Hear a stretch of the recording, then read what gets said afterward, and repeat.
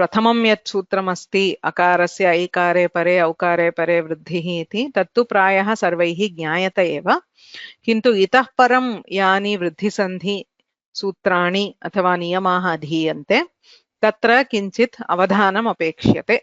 यतः सामान्यतः एतेषां वृद्धिसन्धेः उदाहरणत्वेन अध्ययनं न भवति। So at the basic levels, these sutras or their examples may not be studied. अतः प्रायः नूतनं स्यात् पश्यामः। तत्र प्रथमम् अथवा अग्रिमं सूत्रमस्ति एत्येधत्युट्सु। यदि सूत्रपाठः एतावता कण्ठस्थीकृतः तर्हि अयमेव क्रमः। आद्गुणः वृद्धिरेचि एत्येधत्युट्सु इति। अतः अग्रिमम् एव सूत्रं क्रमशः पश्यामः। सो आद्गुणः इत्यतः आत् इति अनुवर्तते, वृद्धिः एचि इति पदद्वयम् अपि अनुवर्तते, एत्येधत्युट्सु इति अस्मिन् सूत्रे अस्ति। एत्येधत्युट्सु इति एकमेव पदं। सूत्रार्थः अवर्णाद् एजाद्योः एत्येधत्योः ऊठि च परे वृद्धिरेकादेशः स्यात् इति सूत्रार्थः। क्रमशः पश्यामः चेत् अवगम्यते।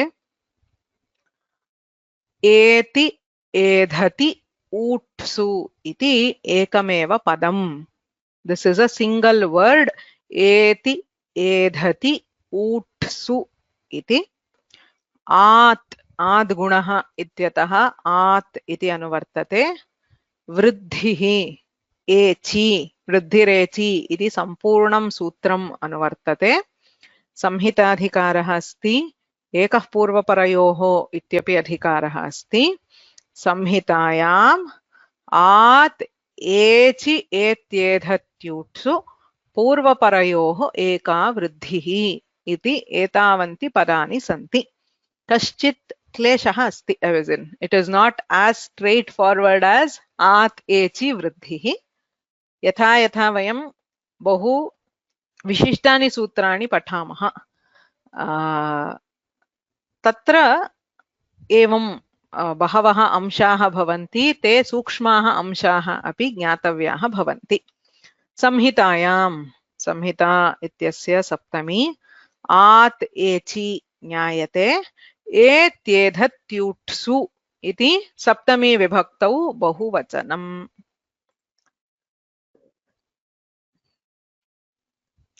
Copy paste is a bane for all slide makers. यद्यपि अवधानेन करणीयम् इत्येव क्रियते तथापि बहुत्र दोषाः भवन्ति। एत्येधत्युट्सु सप्तमी विभक्तौ बहुवचनं, यथा रमासु इत्यादि। सु इति सप्तमी बहुवचनं, पूर्वपरयोः एका वृद्धिः। अनेन सूत्रेणापि वृद्धिः आदेशः विधीयते। कदा भवति वृद्धिः? आत् इति पंचमी। अत्रापि पूर्वम् अवर्णः अस्ति, अकारः आकारो वा अस्ति। अग्रे किमस्ति इति चेत् त्रयः अंशाः सन्ति, अत एव सप्तमी बहुवचनम्। एति एधति ऊट् एतेषु परेषु। यदा अवर्णात् एतयोः कश्चित् परः भवति, एतेषां कः अर्थः इति जानीमः अधुना एव, तदा पूर्वपरयोः वृद्धिः एकादेशः भवति इति सूत्रार्थः। It is only changing this part, right? So आद् एचि परे वृद्धिः इति पूर्वतनसूत्रं, तत्र केवलम् अत्र सप्तम्यां यदासीत् तदेव अत्र परिवर्तते, एत्येधत्युट्सु इत्युच्यते। सो यदा अवर्णात् एति एधति ऊट् एते परतः भवन्ति तदा वृद्धिः भवति। कः अर्थः? आत् इत्युक्ते अवर्णात्, एत्येधत्युट्सु परेषु। अत्र एति इत्युक्ते धातुः, इण् गतौ इति कश्चित् धातुः अस्ति। यदि धातुपाठं पश्यामः, तत्र एति इतः यन्ति, एषि इथः इथ, एमि इवः इमः। इण् गतौ इति धातुः द्वितीयगणस्य धातुः, अदादिगणे परस्मैपदी धातुः। अयं धातुः अत्र एति इत्यनेन निर्दिश्यते। धातुनिर्देशार्थं तत्र व्याकरणे इक्ष्तिपौ धातुनिर्देशे इत्युच्यते। तत्र ति इति प्रत्ययस्य योजनेन सः धातुः उच्यते इत्यर्थः। अस्य विषये अग्रे ज्ञायते। For now, just understand that by adding this ti, Panini indicates the dhatu. अत्र एति इत्युक्ते इण् गतौ इति धातुः। तस्य धातोः यत्किमपि रूपं, तिङन्तरूपं वा कृदन्तरूपं वा किमपि भवितुम् अर्हति। इण् धातोः रूपम् एति इतः यन्ति इत्यादि। समानरीत्या एधति इत्युक्ते एधवृद्धौ इति धातुः। एषः धातुः ज्ञायते प्रथमगणे एव अस्ति धातुः, वस्तुतः द्वितीयः धातुः। It is the second dhatu in the धातुपाठ। भूसत्तायाम् एधवृद्धौ इति धातुपाठस्य क्रमः। एधते, एधेते, एधन्ते इत्यादि रूपाणि। वर्धते इत्यर्थः। So eti, edhati are not the prathamaikavachana forms. Please don't be confused. Yadyapi atra latlakare prathamaikavachane eti iti bhavati. This eti is different from this eti. Atra eti ityukte dhatuhu ityeva arthaha. Tasya sarvani rupani bhavitum arhanti. You can take it in langlakara, in ritlakara, any kridanta, everything. It is just mentioning a dhatu. Similarly, edhati ityukte edhavruddhau iti dhatuhu. Saha dhatuhu atmane padi. Edhati iti tinganta rupam na bhavati. Edhate, edhete, edhante ityeva rupam. Edhati ityukte edha dhatuhu ityarthaha. It is not any lakara form of the dhatu. Eti ityukte dhatuhu, edhati ityukte dhatuhu, tasya dhatoho sarvani rupani. Any form you can take in which you have the dhatu. There is a restriction, there is a visheshana there. Ejadyoho etyedhatyoho iti. Kintu atra eti ityukte in dhatoho rupam. एधति इत्युक्ते एध धातोः रूपम् इत्येव अर्थः। ऊठ् इत्यस्ति। अयमपि प्रायः बहुभिः न ज्ञातः स्यात्। ऊठ् इति कश्चित् आदेशः। It is a specific आदेश given in व्याकरण। अत्र भिन्नानां पदानाम् एतादृशः आदेशः भवितुमर्हति। तत्र वकारान्तः धातुः अस्ति चेत् तत्र ऊठ् भवति। एकम् उदाहरणम् अत्र उच्यते। ऊठ् इति भिन्नैः सूत्रैः आदेशः दीयते। अत्र उदाहरणत्वेन एकमेव स्वीक्रियते। सो अग्रेपि दर्शयामि। वाह् इति धातोः ऊठ् इति आदेशः भवति चेत् ऊह् इति भवति। Saha oot. The oo here is called oot. It is an adesha. So which is given in different contexts. The main thing which we will see as example in this sutra is this vah getting converted to ooh. So there are three things told in the sutra. In dhatoh rupam, edha dhatoh rupam, oot. एते त्रयः सन्ति चेत् वृद्धिः आदेशः भवति इत्युच्यते। अत्र एचि इति अपरः अपि अंशः अस्ति। वृद्धिरेचि इत्यतः एचि इति अनुवर्तते। एचि इति विशेषणं भवति। इट इज अ विशेषण टु एत्येधत्योः। इण् धातुः एध धातुः इति उक्तम्। तस्य विशेषणं भवति। अस्य विषये अहम् अग्रे वक्ष्यामि। Right? So for now I will skip this. I'll come back to this later. So what are we saying? At etyedhatyutsu pareshu. Yatra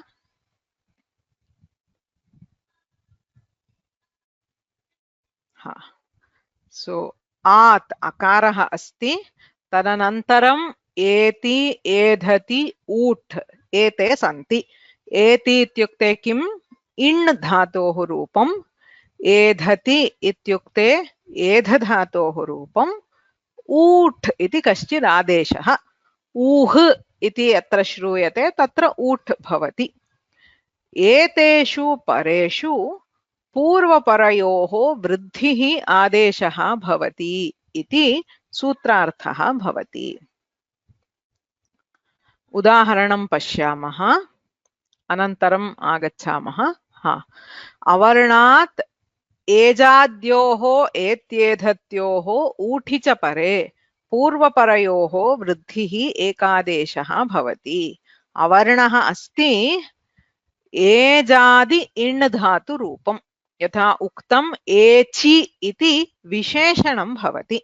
it is a क्वालिफायर्। इण् धातोः रूपं कीदृशं भवेत्?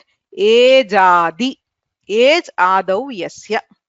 इदानीं पुनः तत्र पश्यामः चेत् इण् गतौ एति इतः यन्ति, एषि इतः इथ, एमि इवः इमः इति लट्लकार रूपाणि।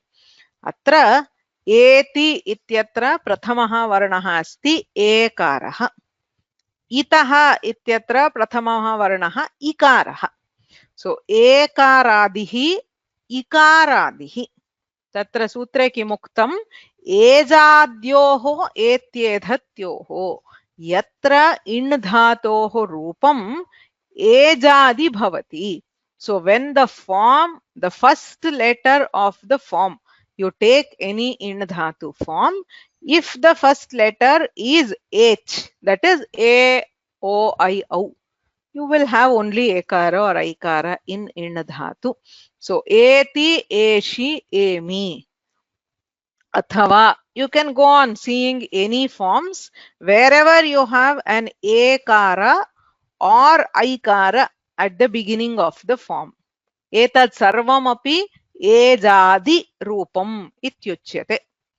सो यदा अकारात् एजादि इण् धातु रूपं परतः भवति तदा पूर्वपरयोः स्थाने ऐकारः भवति. Because you have a and a or I, so you have I. एवमेव अकारात् एजादि एध धातु रूपम्.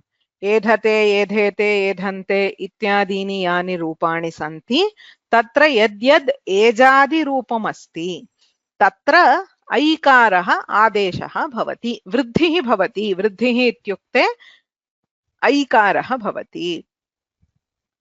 अकारात् ऊकारे परे. नौ ऊकार इस् ऊट्, रैट्? वस्तुतः अत्र क्षम्यतां, मया पूर्वम् अत्र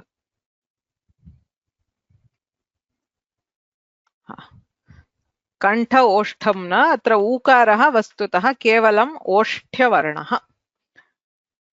अतः अकारात् ऊकारे परे औकारः आदेशः भवति. सो अवर्णात् एजाद्योः एत्येधत्योः ऊठि च परे वृद्धिः एकादेशः भवति इति सूत्रार्थः. उदाहरणं पश्यामः. उप एति. उप समीपम्, एति गच्छति इत्यर्थः. उप इति उपसर्गः. अत्र किमस्ति? अवर्णः अस्ति. एति इति एजादि इण् धातु रूपम्. इट् इस् अ फॉर्म ऑफ इण् धातु स्टार्टिंग वित् एच्, एकार. पूर्वपरयोः स्थाने वृद्धिः भवति. उपैति इति रूपम्. अकार एकारयोः स्थाने ऐकारादेशः. उप एति, उपैति. एवमेव उप एधते. अवर्णात् एजादि एध धातु रूपम्. उप एधते अकार एकारयोः स्थाने ऐकारादेशे उपैधते इति उदाहरणम्। अकार एकारयोः स्थाने ऐकारादेशः भवति। So first one was eti and this is edhati. Edh dhatu rupam. Upaidhate. तृतीयमस्ति पृष्ठ ऊहः। अत्र पृष्ठ इत्यत्र अकारः, ऊहः इत्यत्र यः ऊ अस्ति सः ऊठ्। यथा मया उक्तं वाह् इत्यस्य स्थाने ऊह् इति भवति, अयम् ऊठ्। अवर्णात् ऊठि परे अकार ऊकारयोः स्थाने औकारादेशः भवति, पृष्ठौहः। वस्तुतः अत्र पृष्ठवाः इति शब्दः, पृष्ठं वहति। अत्र पृष्ठवाः इत्युक्ते कश्चित् वृषभः, the bull which is the lead bull. यदा तत्र शकटस्य वाहार्थम् अथवा कृषिकर्मणि बहवः वृषभाः उपयुज्यन्ते, तत्र अग्रे यः वृषभः भवति सः पृष्ठवाः इत्युच्यते। अत्र शब्दः अस्ति, तत्र द्रष्टुं शक्यते पृष्ठवाः इति शब्दः। अत्र विश्ववाः इत्यस्ति, विश्वं वाहयति। सर्वत्र यत्र वाः इति भवति तत्र द्वितीया विभक्तौ विश्वौहः, अत्रापि विश्व ऊह पृष्ठ ऊह। So starting from dvitiya vibhakti you get this adesha called oot. Because of oot there is vriddhi, prasthauhah. Prasthauhah iti prashthavah shabdasya dvitiya bahuvachanam. Okay, so एतानि उदाहरणानि एत्येधत्यूट्सु। किम् अवर्णः भवेत्, इण् धातोः रूपम् एजादि, एनी इण् धातु फॉर्म स्टार्टिंग विथ ए और ऐ। सो उप एति उपैति, अव ऐहि अवैहि, ऐहि इति लङ्लकारे मध्यमपुरुषे एकवचनम्। सो ऐत् ऐताम् अयुः ऐहि इति भवति। कः अर्थः? त्वम् अवगतवान् अथवा अवगतवती मध्यमपुरुषे अस्ति। अवगच्छति इत्यर्थे अवैति इति भवति। तस्य लङ्लकारे you can have a form like अवैहि, यू अंडरस्टूड इत्यर्थः। उभयत्रापि अवर्णात् इण् धातोः रूपमस्ति। उप एधते उपैधते, प्र ऐधत प्रैधत, एध धातोः रूपमस्ति। अनन्तरम् ऊठ् इत्यस्ति, पृष्ठ ऊहः पृष्ठौहः। सो पृष्ठवाः इत्यस्ति युवा गौः, a young cow or a bull which is tied to a plow. So langala parshvabaddhah. So you are taking that bull for practice and tying him to the plow so that he can drag that plow. That is called prashthavah. Ditya uhi dityauhi, द्विवर्षीया गौः। अत्र येषां वेदाभ्यासः अस्ति तत्र अस्ति दित्यवाट् च मे दित्यौहि च मे इत्यादि चमके रुद्रं चमकम् इत्यस्ति, तत्र प्रयोगः बहुधा श्रूयते। दित्यौहि, दित्य ऊहि दित्यौहि इति प्रयोगः। This is the example. So the very obvious question, upa eti upaiti, pra edhate praidhate. Why do we need the sutra at all? Atra tu avagamyate prashtha uhaha, a plus u. If we do adgunaha, it would have been o, prashthohaha. Atra tu asmakam prashthohaha iti neshyate, vriddhihi ishyate. So this example is obvious. Here vriddhi is an apavada to guna. Atra akara ukarayoho गुणं बाधित्वा वृद्धिः भवति, which is obvious. किन्तु अत्र किमर्थम्?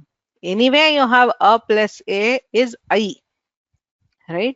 वृद्धिरेचि इत्यनेनैव वृद्धिः कर्तुं शक्यते वा इति प्रश्नः। इदं सूत्रं किमर्थमस्ति इत्यपि प्रश्नः। अस्य उत्तरम् अग्रिमवर्गे तत्रैव उत्सर्ग अपवाद व्यवस्थां वयं जानीमः, तदा अस्य उत्तरं ज्ञायते। किन्तु इदं युक्तमेव, there is nothing wrong in this. So for now, try to understand and apply it. Wherever there is akara followed by in dhatu or edha dhatu, we have to use etyedha tyutsu. You cannot use vriddhirechi. Why? We will see next. We need to understand a few more sutras and also understand the utsarga, apavada, etc. So अत्र प्रश्नाः सन्ति चेत् पश्यामः। बहुभिः अयमेव प्रश्नः पृष्टः। अस्य उत्तरम् अग्रिमवर्गे प्राप्नुमः। मम तु अयमेव सन्तोषः, बहूनां प्रश्नः वा आगतः इति। अयमेव प्रश्नः बहुभिः पृष्टः, तर्हि अवगम्यते, एतावद् यदुक्तं तद् अवगम्यते, अत एव प्रश्नः उत्पन्नः। उत्तरं तु अग्रिमवर्गे पश्यामः। येनाक्षरसमाम्नाय अधिगम्य महेश्वरात् कृत्स्नं व्याकरणं प्रोक्तं तस्मै पाणिनये नमः। वाक्यकारं वररुचिं भाष्यकारं पतञ्जलिं पाणिनिं सूत्रकारं च प्रणतोऽस्मि मुनित्रयम्। नत्वा सरस्वतीं देवीं शुद्धां गुण्यां करोम्यहं पाणिनीयप्रवेशाय लघुसिद्धान्तकौमुदीम्।